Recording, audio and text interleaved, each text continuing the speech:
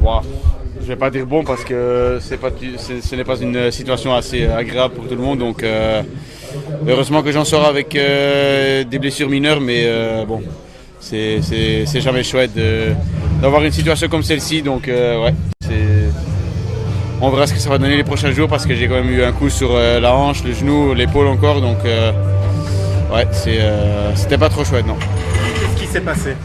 Aucune idée, j'étais en position 10-15, donc je pense que les coureurs en position 4-5 ils ont commencé à glisser ou ils ont touché la roue avant leur roue, donc je ne sais pas ce qui s'est passé. Donc à un moment donné ils commençaient à glisser et j'étais vraiment proche à rester sur le vélo, mais puis il y avait un vélo de la gauche qui est venu en dessous de mon vélo et puis je suis passé en salto, donc ouais, c'était je l'ai presque gardé droit, mais malheureusement non.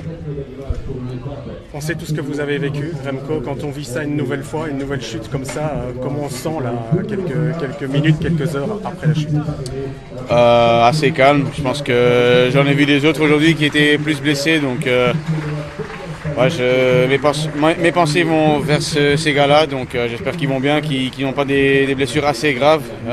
Et puis pour moi, demain il y a une nouvelle étape, un nouveau jour en maillot jaune. Donc, et ouais, le week-end dur il va commencer, donc il va être un peu plus dur avec la chute qui s'est passée aujourd'hui, mais je pense que tout le monde était au sol, donc ouais, c'est comme ça, donc il faut l'accepter cette situation.